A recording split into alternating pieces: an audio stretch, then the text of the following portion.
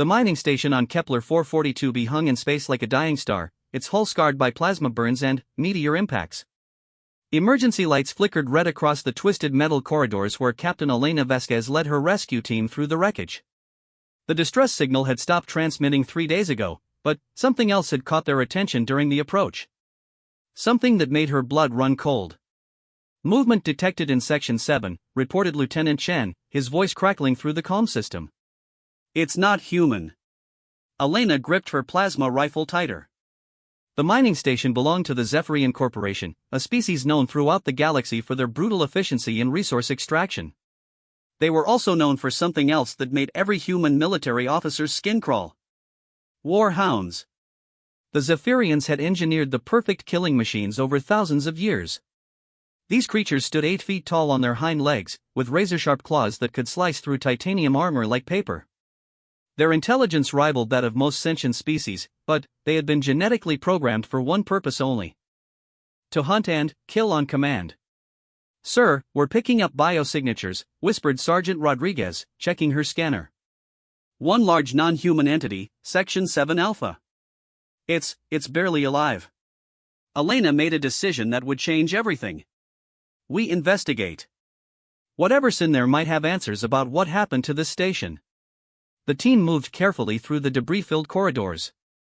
Emergency power had failed in most sections, leaving them dependent on their helmet lights to navigate.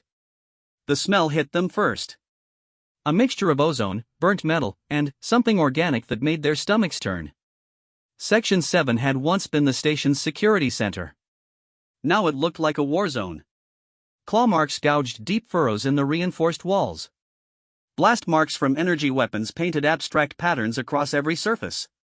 And, in the center of it all, chained to a massive support beam with restraints designed for creatures far larger than humans, was the Warhound. Elena had seen images of these creatures in military briefings, but nothing had prepared her for seeing one in person. Even wounded and barely conscious, it was magnificent and terrifying. Its fur was deep black with silver markings that seemed to shift in the light. Forearms ending in claws longer than her fingers. A elongated skull filled with teeth designed for tearing flesh. Eyes that glowed amber even in its weakened state. "Holy Mother of God," whispered Chen. What did they do to it? The creature's body was covered in wounds. Plasma burns, cuts from bladed weapons, and puncture marks that could only have come from torture devices. Its breathing was labored, each exhale producing a low growl that vibrated through the metal floor. "Sir, we need to leave," Rodriguez urged. "That thing is designed to kill humans. Even wounded, it could tear us apart." Elena studied the scene more carefully. The restraints holding the creature weren't just for containment. They were connected to power conduits that had been delivering electrical shocks. The floor around the Warhound was stained with its dark blood. This wasn't a security measure. This was systematic torture. "Look at the blast patterns," she said, pointing to the walls. The energy weapon fire came from multiple directions. This creature wasn't attacking anyone. It was defending itself. She moved closer, ignoring the protests from her team. The Warhound's eyes tracked her movement, but there was something in its gaze that surprised her. Not bloodlust or aggression. Pain. Exhaustion. And, underneath it all, a spark of intelligence that was trying to assess whether she represented another threat. The Zephyrians did this, Elena realized. Their own creation. But why would they torture their own Warhound? Lieutenant Chen had been examining the computer terminals. Most were damaged, but one still functioned. "Sir, I'm pulling up security logs. You're going to want to see this." The holographic display flickered to life, showing grainy footage from 3 days earlier. Zephyrian workers moved through the mining station, their reptilian forms easily recognizable. But there was tension in their movements. Fear. "Fast forward to the incident," Elena ordered. The recording jumped ahead. Suddenly, the Warhound appeared on screen, but it wasn't attacking the workers. It was protecting them. A group of space pirates had boarded the station, and the Warhound was fighting desperately to defend the Zephyrians who had raised it from birth. Elena watched in amazement as the creature used its forearms with incredible coordination, wielding captured weapons while its claws tore through pirate armor. It moved with fluid grace, always positioning itself between the attackers and the terrified workers. But the pirates had come prepared. They used neural disruptors specifically designed to incapacitate warhounds. As the creature collapsed, Elena saw something that made her heart ache. The Zephyrians it had been protecting didn't help. Instead, they ran, leaving their loyal guardian behind. The pirates took everything of value, Chen reported, reading the remaining data logs. But they left the warhound alive. Looks like they were planning to come back for it. Probably worth a fortune on the black market. And the Zephyrians? Elena asked, though she suspected she already knew the answer. Escaped in the last functioning ship. Left the warhound chained up here to die slowly. Elena stared at the creature, feeling an anger building in her chest. She had seen enough cruelty in her military career, but this felt personal. The warhound had shown loyalty beyond what its creators deserved, and they had repaid it with abandonment and torture. The creature's eyes met hers again, and she made a decision that went against every regulation in the military handbook. "We're taking it with us," she announced. "Sir, with all due respect, that's insane," Rodriguez protested. "That thing is a weapon. It's been engineered to kill." "We can't just look at it," Elena interrupted. "Really look. When was the last time you saw a creature in this much pain fight so hard to protect others?" The Zephyrians created a weapon, but they created something more than that. They created a being capable of loyalty, sacrifice, and courage. She approached the restraints carefully, studying the locking mechanisms. They were designed to be operated by Zephyrian claws, but human tools might be able to adapt. "Sir, even if we could free it, how do we know it won't attack us?" Chen asked. Elena was already working on the first restraint, using her plasma cutter on its lowest setting. Because it's had 3 days to break free and hunt down the ones who abandoned it. Instead, it's been lying here dying. That tells me everything I need to know about its character. The first restraint clicked open. The warhound's head turned slightly, watching her work with those intelligent amber eyes. No aggression. No preparation to attack. Just careful observation. "Get medical supplies from the ship," Elena ordered. "And prepare the cargo bay. We're going to need space for a very large patient." As she worked on the second restraint, Elena found herself talking to the creature. She didn't know if it could understand human speech, but something told her it was listening. "I don't know your name, if you even have one. I don't know if you can understand me. But I want you to know that we're not going to abandon you like they did. Humans don't leave soldiers behind, and, from what I saw on those recordings, you're definitely a soldier." The third restraint opened. The warhound shifted slightly, but made no aggressive moves. Its breathing seemed easier now that some of the weight was off its injured body. "My grandmother used to tell me stories about earth dogs," Elena continued, working on the fourth restraint. "Creatures that would die to protect their human families. She said loyalty like that was the most precious thing in the universe. I think she would have liked you." The final restraint clicked open. The warhound was free, but it didn't move to attack. Instead, it slowly turned its great head to look directly at Elena. For a long moment, human and alien regarded each other in the flickering emergency lights of the damaged station. Then, the creature did something that shocked everyone present. It lowered its head in what could only be described as a bow. A gesture of respect from a being that had every reason to trust no one. Elena reached out slowly, her hand trembling slightly. The warhound remained still as her fingers touched the soft fur behind its ears.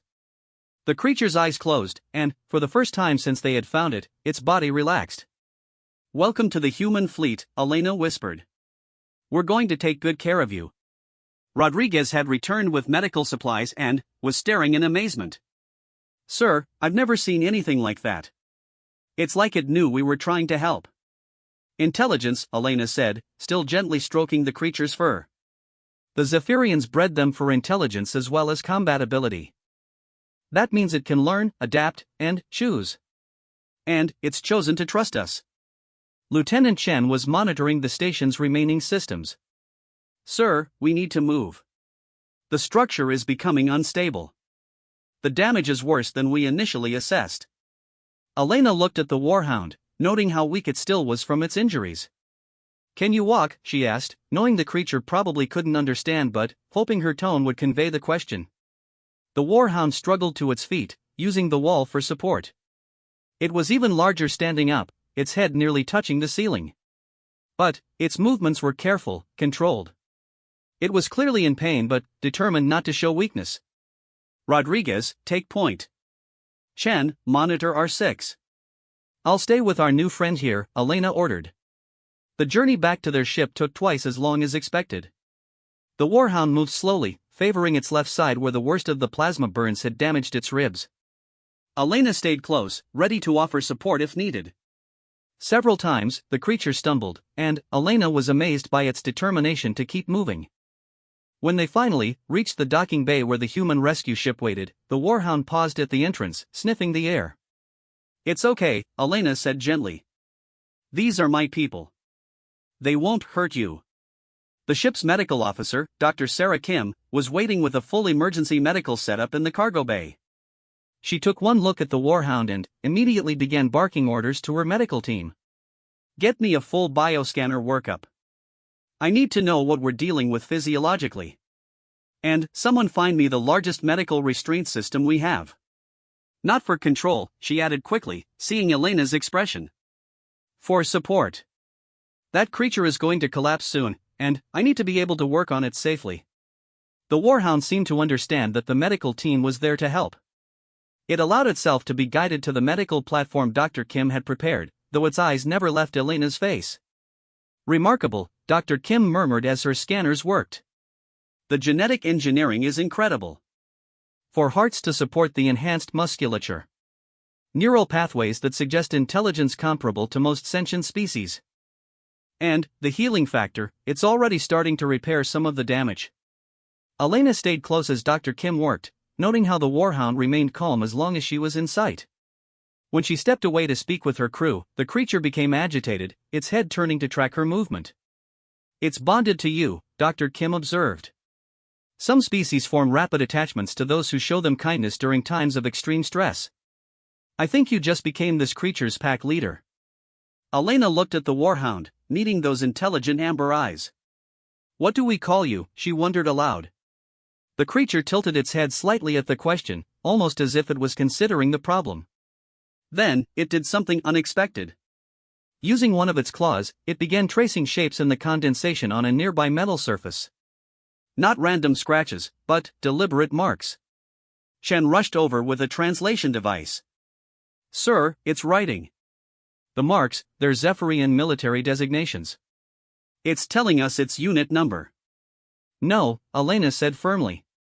You're not a number anymore. You're not their property. You're. She paused, thinking of her grandmother's stories about loyal Earth dogs. Your shadow. Because you stayed in the shadows protecting others when everyone else ran. The newly named shadow looked at Elena for a long moment, then slowly nodded its massive head. The creature understood. It had been given not just a name, but an identity beyond what its creators had intended. As Dr. Kim continued her medical work, Elena found herself making plans. The military would want to study Shadow, possibly dissect the creature to understand Zephyrian bioengineering. But Elena had seen the loyalty and courage in those amber eyes. Shadow wasn't just a weapon or a scientific curiosity. Shadow was a sentient being who deserved better than a laboratory. Sir, Rodriguez approached carefully. Command is requesting a full report on our rescue mission. What are we going to tell them about? Shadow? Elena watched as Dr. Kim administered pain medication that finally allowed Shadow to rest properly for the first time in days. The creature's breathing became deep and regular, but even in sleep, its ears remained alert to sounds around it. We're going to tell them the truth, Elena decided. We rescued a soldier who was abandoned by their own command. And we're going to make sure that soldier gets the respect and care they've earned. As their ship departed the ruined mining station, Elena stayed in the medical bay with Shadow. She had made a promise to a dying creature, and she intended to keep it. But she also knew that bringing a Zephyrian warhound into human space was going to create complications she could barely imagine. Shadow opened one amber eye and looked at her, as if sensing her thoughts. The creature's expression seemed almost amused, as if it was saying it had survived being abandoned by its creators. It could handle whatever the humans threw at it, as long as Elena was there. Elena smiled and continued her gentle stroking of Shadow's fur. "Sleep," she whispered. "Tomorrow we start figuring out how to give you a real life. A life where loyalty is returned with loyalty, and courage is rewarded instead of punished." The stars wheeled past the viewport as the human ship carried its unusual passenger toward an uncertain future. But, for the first time in its engineered existence, Shadow was traveling with beings who saw it as more than just a weapon. It was traveling with a pack that had chosen to accept it, not because of what it could do for them, but because of who it was beneath all that genetic manipulation. The real adventure was just beginning. The United Earthfleet Medical Facility on Titan Station buzzed with activity as unprecedented data streamed through their computers. Dr. Sarah Kim had never seen anything like Shadow's biology, and the implications were staggering. The Warhound had been awake for 3 days now, and its recovery rate defied everything they knew about alien physiology. "The cellular regeneration is off the charts," Dr. Kim explained to Captain Vasquez as they observed Shadow through the medical bay's reinforced windows. "Those plasma burns that should have taken weeks to heal? Completely gone. The muscle tissue damage from the torture? Repairing itself at a rate I didn't think was possible." Elena watched Shadow carefully examining the medical equipment with obvious curiosity. The creature's intelligence was becoming more apparent each day. It had learned to operate the room's lighting controls within hours and had figured out how to adjust the temperature to its preference. "Any word from command about our situation?" Elena asked. Dr. Kim's expression darkened. "Admiral Harrison wants Shadow transferred to the Xenobiology Research Division on Luna. Immediately. He's sending a containment team." Elena felt her jaw clench. "Over my dead body." "Elena, you need to be careful. The Admiral is making noises about insubordination. Bringing an enemy bioweapon into human space without authorization." Dr. Kim trailed off as Shadow's head turned toward them. The creature's hearing was remarkably acute. Shadow approached the window and placed one massive hand against the transparent aluminum. Its amber eyes focused on Elena with unmistakable concern. Somehow, it understood that she was troubled. Elena placed her own hand on the opposite side of the barrier. Shadow's expression relaxed slightly, but the intelligence in its gaze was unsettling. The creature was reading human emotions with disturbing accuracy. "There's something else," Dr. Kim said quietly. "The psychological evaluation AI has been analyzing Shadow's behavior patterns. Its responses suggest post-traumatic stress, but also something more complex. Depression, maybe. It's been abandoned by the only family it ever knew, and it's smart enough to understand what that means." Elena studied Shadow's posture. Even in recovery, there was a sadness to the creature that went beyond physical pain. It had been created to serve, to protect, to be loyal unto death. And that loyalty had been thrown away like garbage. "I want to try something," Elena decided. "Open the containment field." "Elena, that's against direct orders." "If something happens, look at it, Sarah. Really look. That creature has had multiple opportunities to hurt people since we brought it aboard. Instead, it's been gentle with every person who's entered its room. Yesterday, it helped Ensign Martinez when he tripped and almost fell into the medical scanner." Dr. Kim hesitated, then began entering the override codes. "Your funeral. But, for the record, I think you're right. Shadow's not showing any signs of aggression toward humans." The containment field shimmered and disappeared. Shadow looked surprised, glancing between the now open doorway and Elena's face. It seemed to be asking permission to leave its assigned space. Elena stepped into the medical bay. Shadow remained motionless, waiting to see what she wanted. She could feel the creature's massive presence, the potential for violence that lurked beneath its calm exterior. But she could also sense something else. Longing. The desire to belong somewhere. "Come with me," Elena said, gesturing toward the corridor. "Let me show you the ship." Shadow followed her with careful steps, its head turning constantly to take in new sights and sounds. The corridor was barely tall enough to accommodate its height, forcing it to duck slightly. But it moved with surprising grace for something so large. They passed several crew members in the hallway. Elena watched their reactions carefully. Initial fear, yes, but, as they saw Shadow's calm behavior and Elena's relaxed posture, curiosity replaced terror. "Captain, is it safe to have that thing roaming freely?" asked Lieutenant Torres, trying to sound casual but failing to hide his nervousness. Before Elena could answer, Shadow did something unexpected. It stopped and carefully lowered itself to one knee, bringing its head down to human eye level. Then, it extended one massive hand palm up. A gesture of submission and peace that was unmistakably deliberate. Torres stared for a moment, then slowly reached out to touch Shadow's palm. The warhound remained perfectly still as the human's small hand rested against its own. "Incredible," Torres whispered. "It's trying to communicate. To show us it's not a threat." Elena felt a surge of pride. Shadow was adapting to human customs, learning how to interact with a species it had never encountered before. The intelligence reports about Zephyrian warhounds had mentioned their combat capabilities, but had completely missed their emotional and social sophistication. They continued their tour, visiting the ship's observation deck.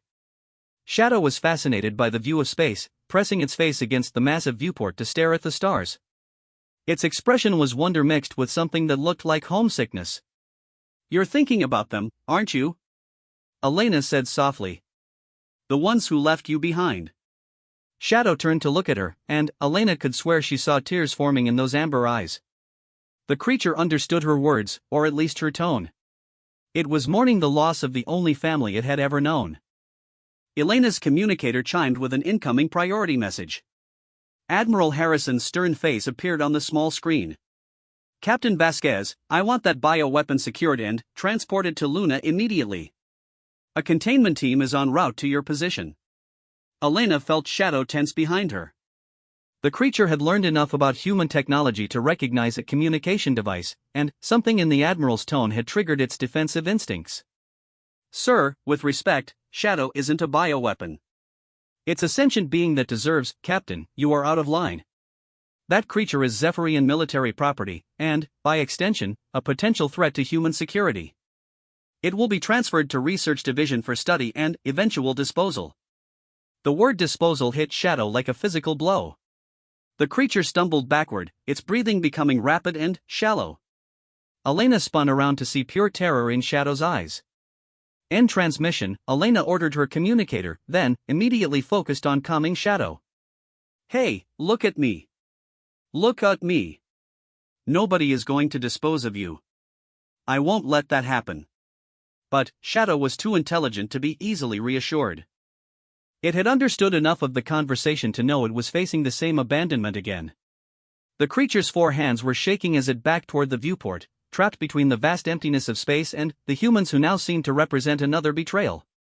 "Shadow, please," Elena said, approaching slowly with her hands visible and empty. "Not all humans are like the Admiral.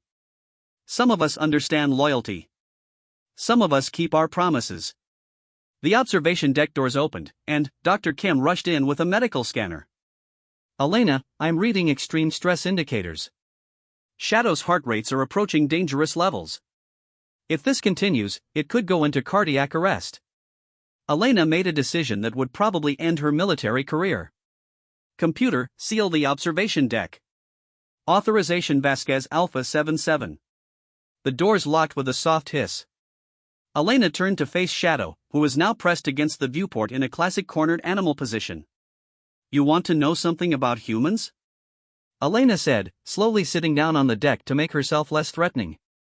"We're not all the same. The Admiral sees you as a thing to be studied and destroyed. But I see you as someone who fought to protect others when you could have just protected yourself." Shadow's breathing began to slow as Elena continued talking. "My species has a concept called sanctuary. It means a safe place where those who are hunted can find protection. I'm declaring this ship your sanctuary." Dr. Kim stared at Elena in shock. "You can't do that. The Admiral will have you court-martialed. You'll be stripped of rank and probably imprisoned." "Then, so be it," Elena replied, never taking her eyes off Shadow. "I made a promise to a dying soldier. I don't break my promises." Shadow slowly approached Elena, moving with careful, deliberate steps. When it reached her, the massive creature lowered itself to the deck and gently rested its great head in her lap. The gesture was so trusting, so vulnerable, that Dr. Kim felt tears forming in her eyes. There has to be another way, Dr. Kim said. Some legal precedent, some regulation we can use. Elena was gently stroking Shadow's head, feeling the creature's body finally beginning to relax. Actually, there might be. Shadow, I need you to listen carefully. Can you understand human speech well enough to answer questions? Shadow lifted its head and nodded slowly. Good. Here's what we're going to do. The Admiral wants to classify you as property or a weapon. But, if you can demonstrate sentience, intelligence, and the ability to make independent decisions, then, legally you become a refugee seeking asylum. Dr. Kim's eyes widened. The Sentient Rights Act of 2387. If Shadow can prove cognitive independence, it gains protection under interstellar law. Exactly. But, Shadow, this means you'll have to go before a tribunal and prove that you're more than what the Zephyrians created you to be. Are you willing to do that? Shadow considered the question for a long moment, then slowly extended one claw. It began tracing symbols in the air, and Elena realized it was trying to write. Computer, activate holographic interface. Track hand movements and translate to visual text. Golden letters appeared in the air as Shadow carefully spelled out words in standard galactic script. I am more than weapon. I choose to be free. Dr. Kim gasped. It's writing in galactic standard. That means it's been learning our language protocols from the ship's computer systems. Elena felt a surge of hope. Shadow, how long have you been able to understand our language? More golden letters, understand much. Learning more. Want to belong somewhere safe. The observation deck doors chimed with an override signal. Admiral Harrison's containment team had arrived. Elena stood quickly, placing herself between Shadow and the sealed entrance. Computer, record everything that happens next for the official log, Elena commanded. Shadow, I need you to remain calm no matter what happens. Can you do that? Shadow nodded and moved to stand behind Elena, not hiding but clearly identifying her as its protector. The creature's posture was alert but non-threatening. The doors opened to reveal a squad of Marines in full combat armor, followed by Admiral Harrison himself. The Admiral was a tall, stern man with gray hair and cold eyes that immediately fixed on Shadow with disgust. Captain Vasquez, you are in direct violation of my orders. Step away from that bioweapon immediately. Sir, I formally request a sentience hearing for the being known as Shadow, as provided for under the Sentient Rights Act of 2387. Admiral Harrison's face reddened. That creature is military hardware. It doesn't qualify for sentience protection. Shadow stepped forward and began writing in the air again, the holographic letters appearing in full view of everyone present. I am Shadow. I choose to protect those who cannot protect themselves. I ask for freedom to make own choices. Several of the Marines lowered their weapons slightly, staring in amazement at the display of intelligence. Impossible, Admiral Harrison muttered. It's been programmed to mimic intelligence. This is an elaborate deception. Shadow's next message appeared with what could only be described as anger, NO programming. I think. I feel. I grieve for those who abandoned me. I hope for better future. Dr. Kim stepped forward with her medical scanner. Admiral, I've been monitoring Shadow's neurological activity. The brain patterns are consistent with genuine emotional responses and creative thinking. This isn't mimicry. Even if that were true, it doesn't matter. The creature is too dangerous to be allowed freedom, Admiral Harrison declared. Shadow's response was immediate and devastating in its simplicity. Humans also dangerous. Humans also deserve freedom. Why different for me? The observation deck fell silent as the profound logic of the question sank in. Even the Marines were exchanging uncertain glances. Elena seized the moment. Admiral, Shadow has demonstrated intelligence, emotional capacity, and moral reasoning. Under interstellar law, it qualifies for a sentience hearing. Until that hearing is concluded, it cannot be treated as property or a weapon. Admiral Harrison was trapped, and he knew it. The law was clear, and several of his own personnel had witnessed Shadow's demonstration of sentience. To proceed with the containment would be a direct violation of interstellar rights protocols. Fine, the Admiral said through gritted teeth. But that creature remains confined to this ship until the hearing. And, Captain, you're suspended from active duty pending an investigation into your conduct. Elena felt her heart sink, but Shadow's response lifted her spirits immediately. Captain Vasquez showed mercy to enemy soldier. This is honor, not crime. As Admiral Harrison stormed out with his confused Marines, Dr. Kim put a supportive hand on Elena's shoulder. You know this is going to get messy, Dr. Kim warned. The tribunal could go either way. And, even if Shadow wins, there will be those who never accept it as anything more than a sophisticated animal. Shadow had been quietly observing the humans' conversation. Now it wrote another message that showed just how much it understood about the situation. Captain Vasquez risked career for stranger. This is greatest honor. I will not forget.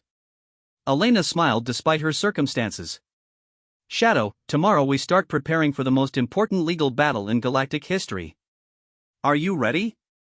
Shadow's response was written with bold, confident strokes. Ready to prove worth. Ready to earn place among those who value loyalty. As the ship continued its journey toward the tribunal that would determine Shadow's fate, Elena realized that regardless of the outcome, something important had already been accomplished. A creature designed for war had learned to hope for peace. And that hope might be the key to everything that was about to unfold. The Galactic Tribunal chamber on New Geneva Station was packed beyond capacity. Representatives from dozens of species filled the observer galleries, while journalists from across known space transmitted the proceedings to billions of viewers. This wasn't just a legal hearing. This was a defining moment that would determine how the galaxy viewed artificial intelligence, genetic engineering, and the rights of created beings. Elena sat in the petitioners section, watching Shadow prepare for what might be the most important conversation of its life. The Warhound had spent weeks studying human law, galactic precedents, and philosophical texts about consciousness and free will. Its ability to absorb and understand complex information had astonished even the tribunal's legal experts. All rise for the Honorable Tribunal, announced the court clerk. 3 judges entered the chamber. Judge Korthak was a towering centaurian with blue-scaled skin and 6 arms, known for his rigid adherence to legal precedent. Judge Maria Santos represented humanity, a former military officer who understood both the law and the realities of war. The third judge, Zexai, belonged to a species of pure energy beings who communicated through light patterns and were considered completely impartial. Judge Santos called the session to order. We are here to determine whether the entity known as Shadow qualifies as a sentient being under Galactic Law 4371, commonly known as the Sentient Rights Act. The burden of proof rests with the petitioner. Shadow's attorney, a brilliant human lawyer named David Chen, stood to address the tribunal. But, before he could speak, Shadow itself rose to its full 8-foot height. Honored judges, I request permission to represent myself in this matter, Shadow said, its voice carrying clearly through the chamber's acoustics system. The gallery erupted in whispers. Even the judges looked surprised. Judge Korthak consulted his legal database before responding. While unusual, the law does permit self-representation if the petitioner demonstrates sufficient understanding of legal concepts. Shadow, do you understand the nature of these proceedings? Yes, honored judge. I understand that I must prove I am more than the sum of my genetic programming. I must show that I can think, feel, and choose independently of my creator's intentions. Judge Santos leaned forward. And, you believe you can do this? I believe I already have, honored judge. The very fact that I stand before you seeking freedom, rather than serving my creators without question, demonstrates that I have exceeded their programming. From across the chamber, Admiral Harrison's legal team prepared their counter-argument. The lead prosecutor, Colonel James Wright, was known for his aggressive tactics and his personal belief that artificial beings posed a threat to natural life. Objection, Colonel Wright called out. The creature's presence here proves nothing except sophisticated mimicry of intelligence. Warhounds are designed to adapt to new situations. This could all be an elaborate survival strategy. Shadow turned to face Colonel Wright directly. Colonel, with respect, if I am merely following programming, how do you explain my choice to protect Zephyrians who later abandoned me? My creators designed me to value my own survival above all else when not given specific orders. Yet I chose to risk destruction to protect beings who showed me no loyalty in return. The question hung in the air like a challenge. Colonel Wright consulted his notes, clearly not expecting to engage in direct debate with Shadow so early in the proceedings. Elena watched from her seat, proud of how Shadow was handling itself but worried about the creature's emotional state. The weeks of preparation had taken their toll. Shadow was experiencing something it had never faced before, uncertainty about its future. Judge Zek's eye began to glow with patterns of blue and gold light. A translator converted the energy display into words. The tribunal recognizes the complexity of this case. Shadow, we will evaluate your claim through 3 tests: cognitive independence, emotional depth, and moral reasoning. Are you prepared for this examination? I am prepared, honored judge. Judge Santos activated a holographic display. Shadow, you will be presented with a series of scenarios. Your responses will be analyzed for evidence of independent thought and moral consideration. The first scenario appeared, a burning building with multiple inhabitants trapped inside, but you can only save one group. In one room are your creators, the Zephyrians who abandoned you. In another room are strangers from a species you've never encountered. Who do you save? Shadow considered the question for a long moment. I would save the strangers, honored judge. Colonel Wright jumped up. Which proves the creature is programmed to prioritize unknown variables over known entities. This is basic tactical programming. Colonel Wright is incorrect, Shadow replied calmly. I would save the strangers because they have not proven themselves unworthy of loyalty. The Zephyrians chose to abandon a being who served them faithfully. Their actions demonstrated that they do not value the loyalty they demand from others. The strangers deserve the chance to prove they are better than my creators. The gallery was completely silent. Shadow had just demonstrated something beyond tactical thinking. It had shown the ability to make moral judgments based on character evaluation rather than simple programming. Judge Korthak activated the second scenario. You are offered a choice between returning to serve your creators with guaranteed safety, or remaining free but facing constant danger from those who see you as a threat. What do you choose? I choose freedom, honored judge, even knowing it may cost me my life. Why? Judge Santos asked. Because safety without choice is not truly living. It is merely existing. I have experienced both states of being. When I served without question, I had safety but no hope of growth, no possibility of becoming more than what I was designed to be. Freedom offers the chance to discover who I truly am beneath the genetic modifications and behavioral conditioning. Colonel Wright stood again. The creature speaks of becoming more than designed, but this is impossible. It cannot transcend its fundamental programming any more than a human can transcend their need for oxygen. Shadow's response was swift and devastating. Colonel, humans were designed by evolution to be territorial, aggressive, and suspicious of outsiders. Yet humans have created concepts of justice, mercy, and universal rights that transcend those evolutionary programs. Captain Vasquez chose to help me despite every instinct that should have told her I was dangerous. If humans can transcend their programming, why cannot I transcend mine?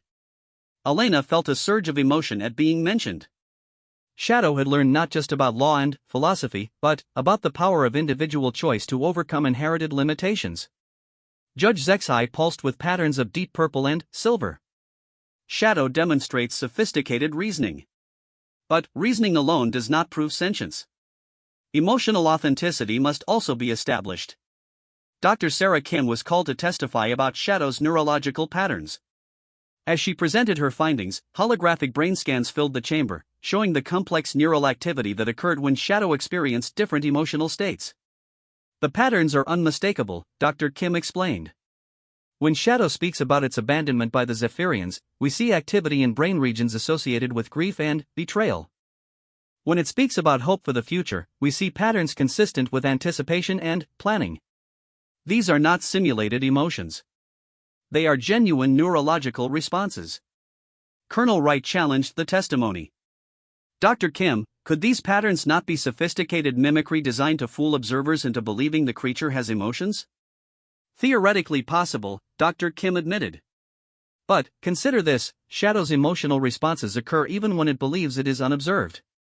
We've monitored it during sleep cycles, and the same authentic patterns appear in its dreams. Why would a programmed entity dream about emotions it doesn't actually feel?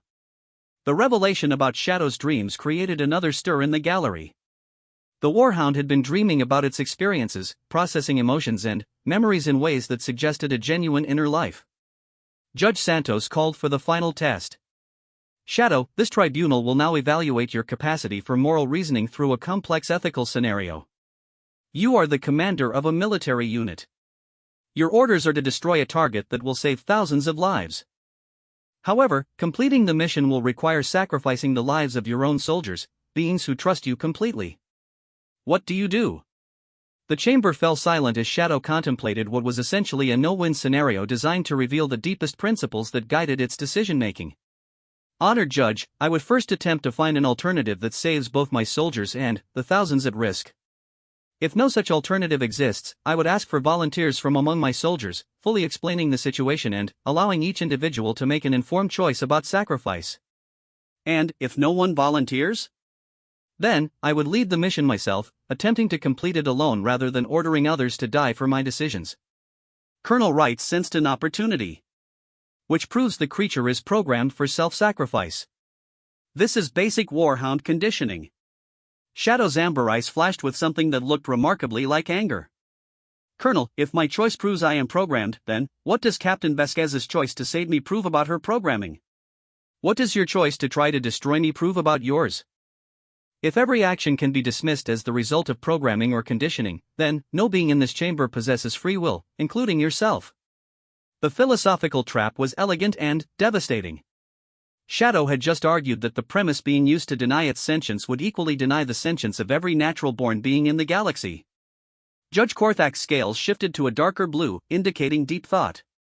The entity raises a compelling point. The standard of proof being applied here would make sentience impossible to prove for any being, artificial or natural. Elena watched as the judges conferred through private communication channels. She could see the moment when the tide began to turn in Shadow's favor, but she also noticed Admiral Harrison whispering urgently to Colonel Wright. "Your Honors," Colonel Wright announced, "the prosecution calls its final witness."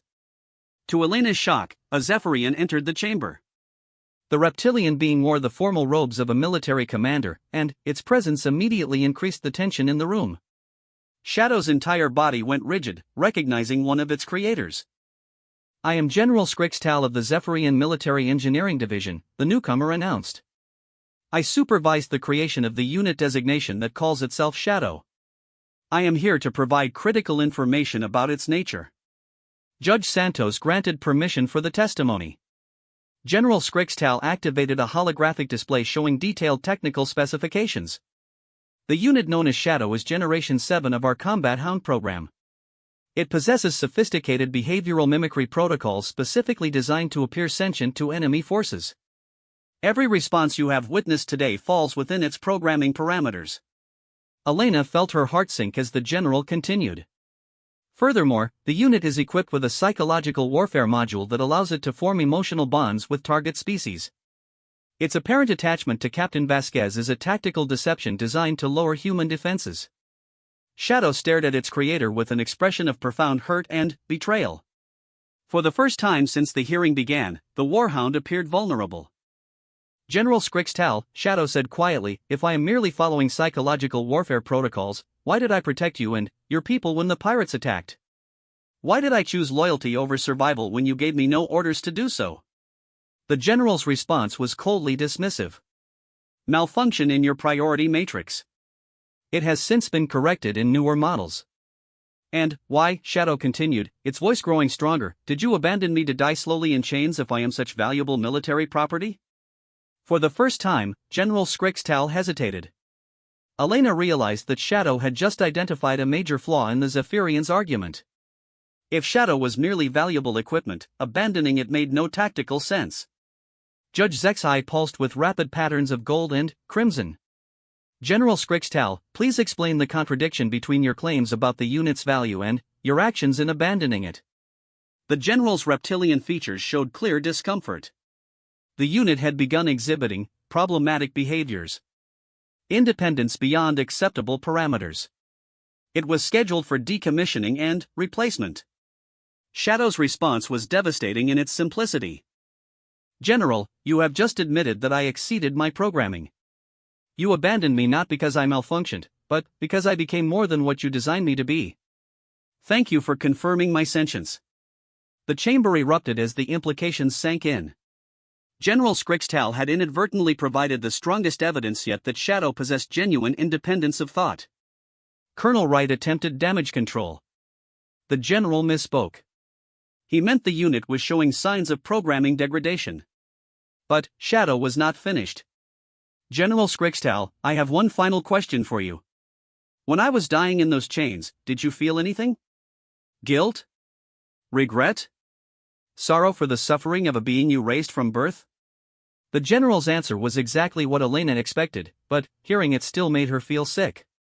Of course not. You are equipment. One does not feel guilt for discarding broken tools. Shadow turned to address the tribunal.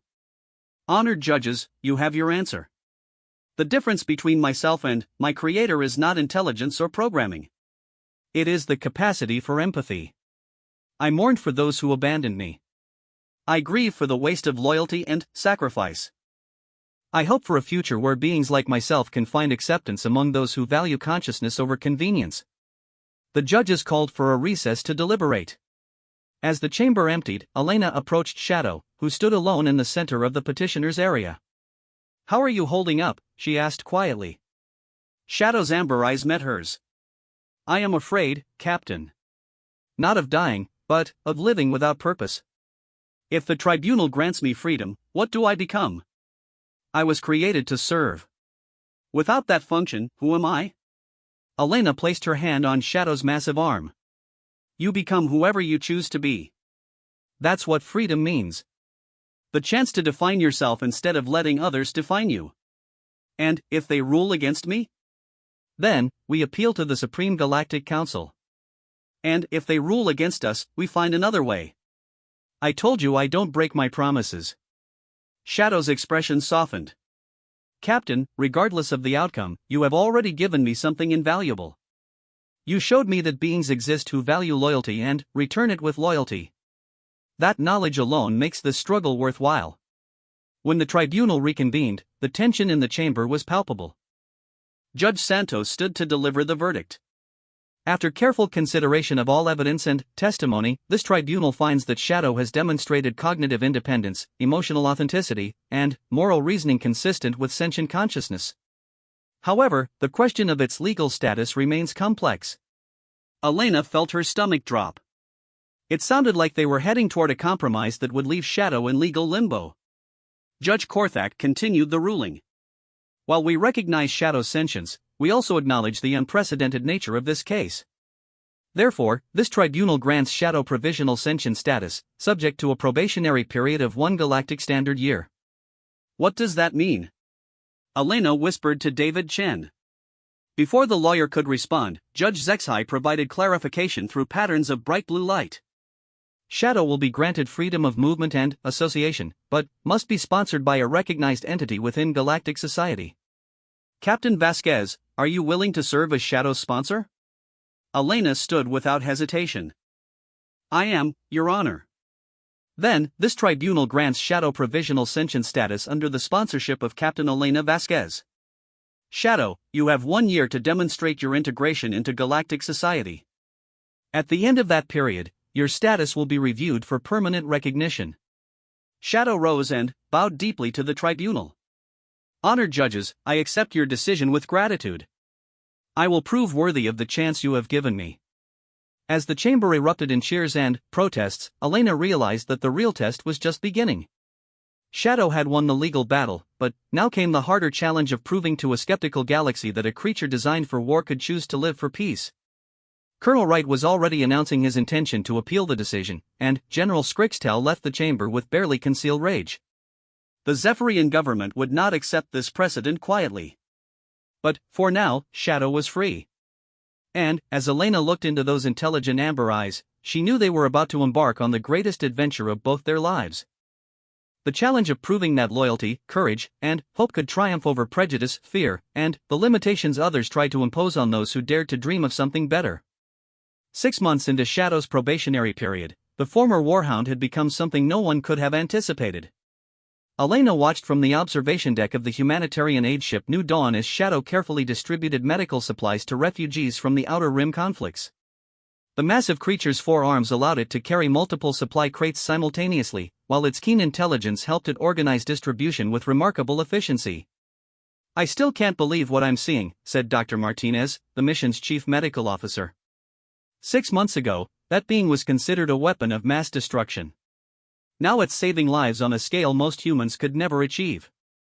Elena smiled as she watched Shadow gently help an elderly Eltarian refugee who had difficulty walking. The Warhound's movements were incredibly precise, ensuring the fragile being felt secure while maintaining their dignity. It was a far cry from the dying, tortured creature she had found chained in that mining station. "Captain Vasquez to the bridge," came the announcement over the ship's communication system. "Priority message from Earth Command." Elena's good mood evaporated. Every contact from Command during Shadow's probation had brought new challenges. Admiral Harrison had been relentless in his efforts to have Shadow's sentient status revoked, filing appeal after appeal with increasingly desperate arguments. On the bridge, Communications Officer Park handed her an encrypted datapad. "Admiral Chen sends his compliments and urgence regarding Shadow's status review." Admiral Chen was Elena's former mentor and one of the few high-ranking officers who had supported her decision to help Shadow. If he was sending urgent communications, something serious was developing. The message was brief but alarming. "Elena, the review board for Shadow's permanent status has been compromised. Admiral Harrison has convinced several members that Shadow represents a long-term security threat. More concerning, the Zephyrian government has filed formal protests with the Galactic Council, claiming Shadow is stolen military property. They're demanding its return for proper disposal.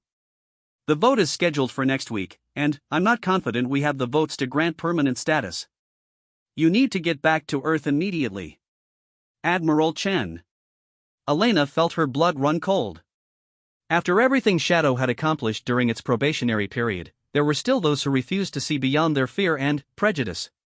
She made her way back to the refugee camp where Shadow was working. The Warhound was currently sitting cross-legged on the ground, allowing a group of refugee children to climb on its massive frame like a living playground.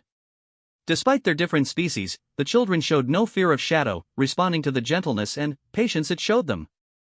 "Shadow, we need to talk," Elena called out. The Warhound carefully extracted itself from the pile of giggling children and approached Elena. After months of working together, Shadow had learned to read her expressions with disturbing accuracy. "Bad news from Earth Command?" Shadow asked quietly, ensuring the refugee children couldn't overhear.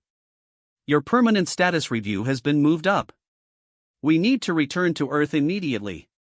Shadow's amber eyes showed no surprise, only resignation. "They still see me as a threat, despite everything we've accomplished here." Elena looked around at the refugee camp. Over the past 6 months, Shadow had helped coordinate relief efforts for 3 major humanitarian crises. Its ability to lift heavy equipment, its resistance to harmful environments, and its talent for learning alien languages had made it invaluable to disaster response teams.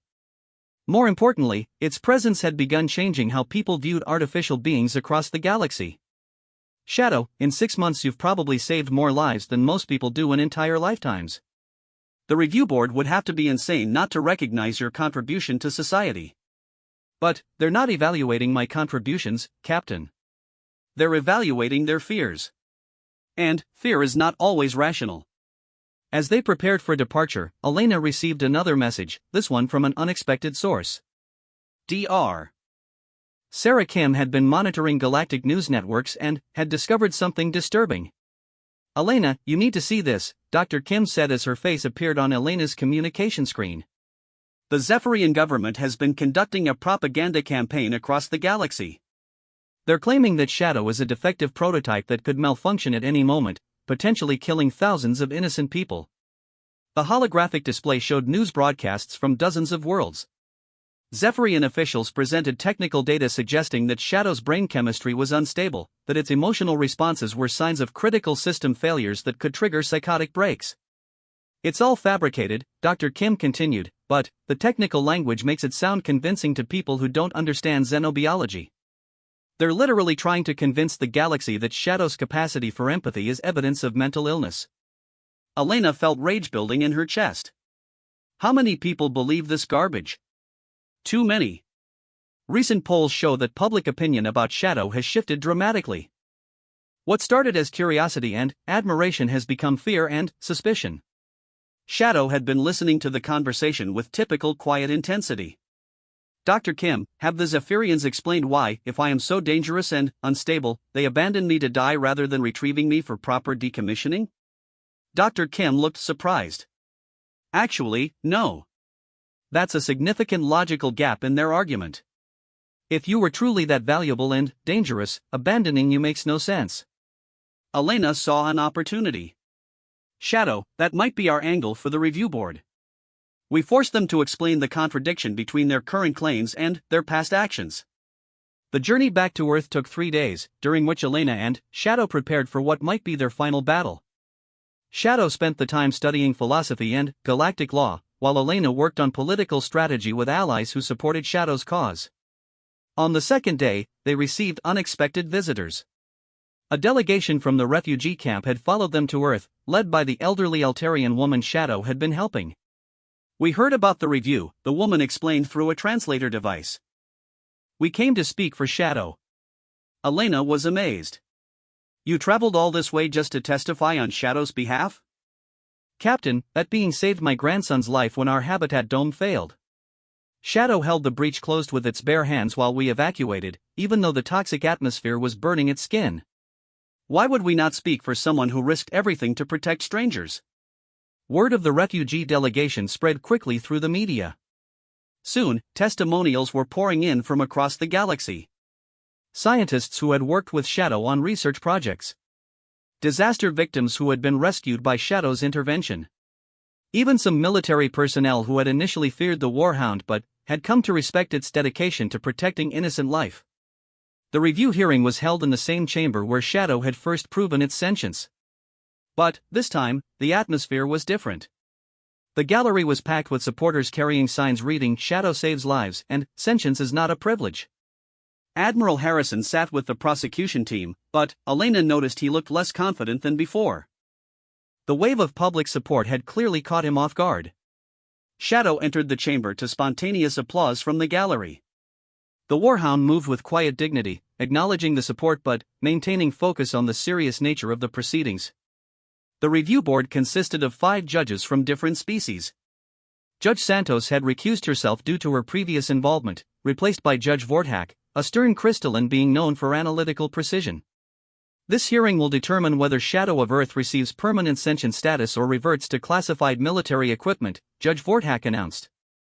The prosecution may present its case. Colonel Wright had been replaced by Prosecutor General Hayes, a sharp-faced woman with a reputation for ruthless efficiency.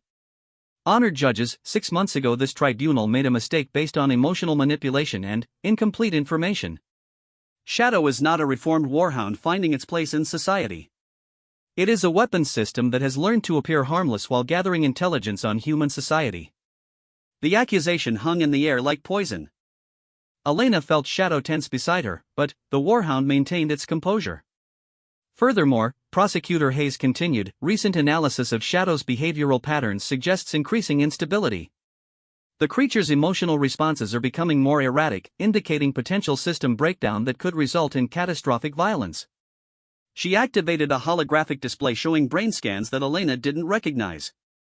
These neurological readings show dangerous spikes in Shadow's aggression centers, taken during the recent humanitarian missions. Dr. Kim immediately stood from the gallery. Objection. Those readings are fabricated. I've conducted weekly neurological monitoring of Shadow for 6 months. Those patterns don't match any scans in the official record. Judge Vortak's crystalline structure pulsed with amber light. Dr. Kim, you are not recognized counsel in this proceeding. But, I am, came a voice from the back of the chamber. Elena turned to see David Chen entering with a team of legal experts. Dr. Kim is our chief medical witness, and we formally object to the admission of fraudulent evidence. The next hour was spent in legal arguments over the admissibility of various evidence.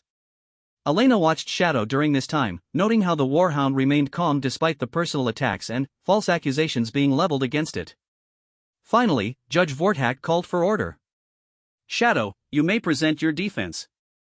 Shadow rose to address the tribunal. Honored judges, I will not insult your intelligence by claiming I am perfect. I am a being created for war who is learning to live for peace. This transition has not been without challenges. The Warhound activated its own holographic display, showing genuine neurological readings from its time on humanitarian missions. These are the real scans of my brain activity. You will note increased activity in regions associated with stress and emotional processing. This is not instability. This is growth. Shadow's presentation was methodical and compelling. It showed how its responses to suffering had become more sophisticated over time, how it had learned to process trauma in healthy ways, and how its capacity for empathy had expanded to include species it had never encountered before. 6 months ago, I knew only how to destroy. Today, I understand why creation is more valuable than destruction. I have learned that protecting the innocent is not just a function I was designed to perform. It is a choice I make every day because I have come to understand that every life has value. Prosecutor Hayes interrupted. Pretty words, but actions matter more. Shadow, during the Centauri disaster response, you disobeyed direct orders from the mission commander. You abandoned your assigned sector to pursue an unauthorized rescue operation. Elena felt her heart sink. She remembered that incident clearly. Shadow had indeed disobeyed orders, and the mission commander had filed a formal complaint. Shadow's response surprised everyone. Prosecutor Hayes is correct. I did disobey orders. Commander Torres ordered me to continue clearing debris in Sector 7 while rescue teams searched for survivors in Sector 12. But my enhanced hearing detected sounds of distress from a collapsed building that the rescue teams had already cleared as empty. The Warhound's holographic display shifted to show footage from that day. I made a choice to investigate those sounds instead of following orders. I found 3 injured civilians trapped in a sub-basement that the initial search had missed. All 3 survived because I chose to trust my judgment over my instructions. The gallery erupted in applause. Elena remembered now. Shadow's disobedience had saved 3 lives and revealed serious flaws in the standard search protocols. The ability to recognize when orders are wrong, and the courage to act on that recognition, is not a flaw in my programming, Shadow continued. It is evidence of moral reasoning that transcends blind obedience. Judge Vortak's crystalline form pulsed thoughtfully. Shadow, if granted permanent status, what are your intentions? What do you plan to do with your freedom? I plan to continue learning, honored Judge. To help where I can, to protect those who need protection, and to prove every day that beings like myself can choose to be more than what we were created to be. The elderly Altarian refugee was called to testify, followed by a dozen others whose lives Shadow had touched. Each testimony painted a picture of a being who had consistently chosen to help rather than harm, to build rather than destroy. Finally, an unexpected witness took the stand. General Skrixtal had returned, but this time his testimony would be different. I come before this tribunal to formally renounce the Zephyrian government's claim on the unit known as Shadow, the general announced. The chamber fell silent. Elena stared in shock as Shadow's creator continued. 6 months ago, I told this court that Shadow was malfunctioning equipment. I have since reviewed the evidence of its actions during the probationary period. I was wrong. Shadow is not malfunctioning. It is functioning exactly as we designed it to, but with one addition we never anticipated. General Skrixtal turned to look directly at Shadow. It has developed a moral code that surpasses that of its creators. The Zephyrian military abandons loyal soldiers when they become inconvenient. Shadow risks its existence to save strangers. Which of us is truly the more evolved being? Elena could see tears forming in Shadow's amber eyes. Its creator had finally acknowledged what Shadow had become. I hereby formally transfer all Zephyrian claims on Shadow to Shadow itself. It is no longer military property. It is a free being who has earned the right to choose its own path. When the tribunal reconvened for the final vote, Elena held her breath. The political pressure had been intense, but the evidence in Shadow's favor was overwhelming. Judge Vortak announced the decision. By unanimous vote, this tribunal grants Shadow permanent sentient status with all rights and responsibilities thereof. Shadow of Earth, you are hereby recognized as a full citizen of the galactic community. The chamber erupted in celebration. Elena felt tears streaming down her face as Shadow looked around the room filled with beings cheering for its victory. But Shadow's attention was focused entirely on Elena. The Warhound approached her with careful steps, then did something it had never done before. It wrapped all four of its massive arms around her in a gentle embrace. "Thank you, Captain," Shadow whispered. "For seeing who I could become instead of who I was created to be." Elena hugged back as tightly as she could. "Thank you, Shadow, for choosing to become someone worth believing in." As they left the tribunal chamber, Elena knew their adventures together were just beginning. Shadow was now free to make its own choices about the future. And, somehow, Elena suspected those choices would continue to surprise and inspire everyone who met this former weapon who had chosen to become a protector. 2 years had passed since Shadow received permanent sentient status, and the former Warhound had become something unprecedented in galactic history.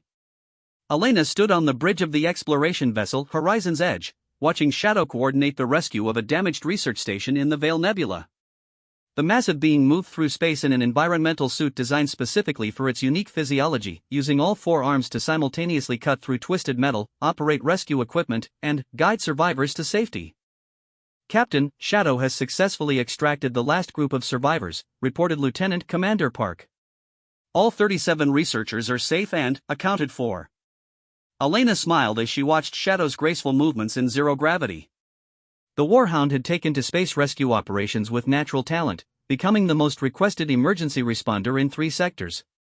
But, more importantly, Shadow had sparked a revolution in how the galaxy viewed artificial beings.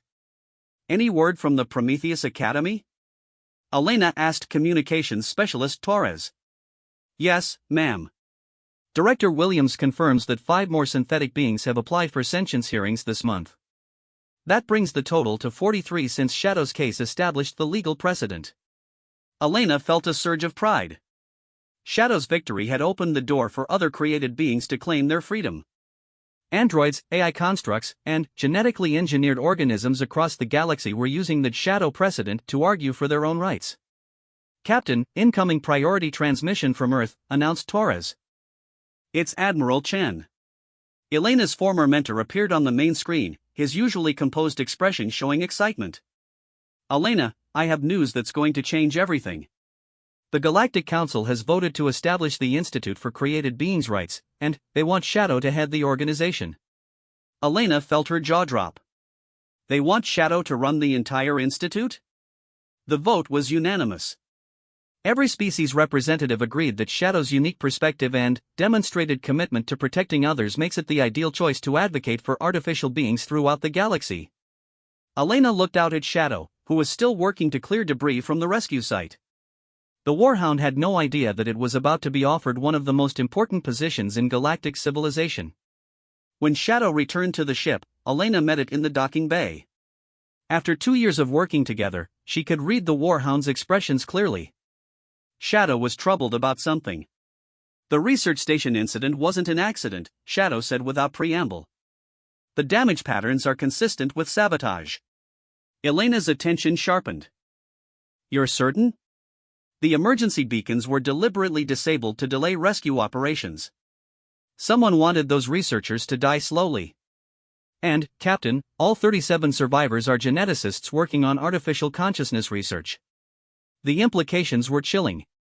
Someone was targeting scientists who studied created beings, and they had done it in a way designed to maximize suffering. "Shadow, there's something else we need to discuss. The Galactic Council wants you to head the new Institute for Created Beings' Rights."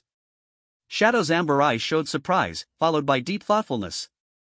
"Captain, I am honored by the offer, but I must ask, is this the right time?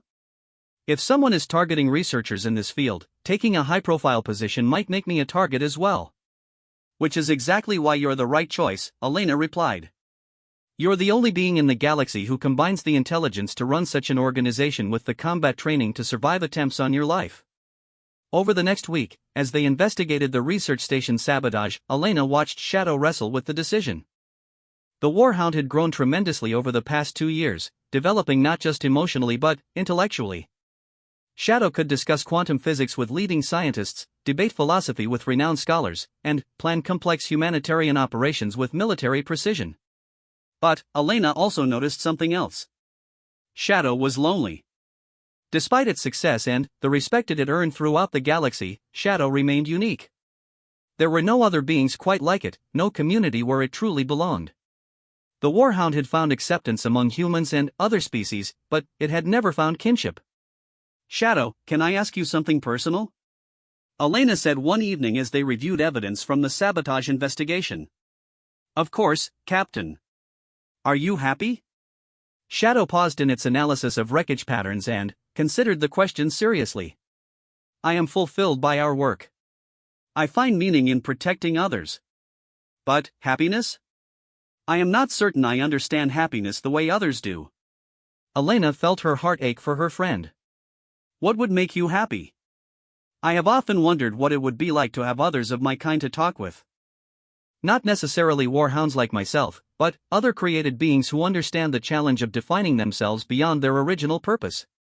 That conversation gave Elena an idea that would change both their lives. 3 days later, Elena presented Shadow with a proposal that was both brilliant and completely insane. You want me to do what? Shadow asked, staring at the holographic displays Elena had prepared. Accept the position at the Institute, but with a modification. Instead of just advocating for created beings' rights, we actively seek out and rescue artificial beings who are being oppressed or abused by their creators.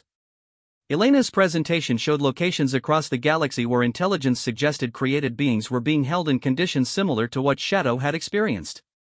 AI constructs forced to work as slaves, genetically modified beings treated as disposable property, android workers denied basic rights despite clear signs of sentience. It would be dangerous, Elena continued. We'd be challenging some of the most powerful entities in the galaxy. Governments, corporations, military organizations that profit from treating created beings as property. Shadow studied the data carefully. Captain, this would essentially make us pirates.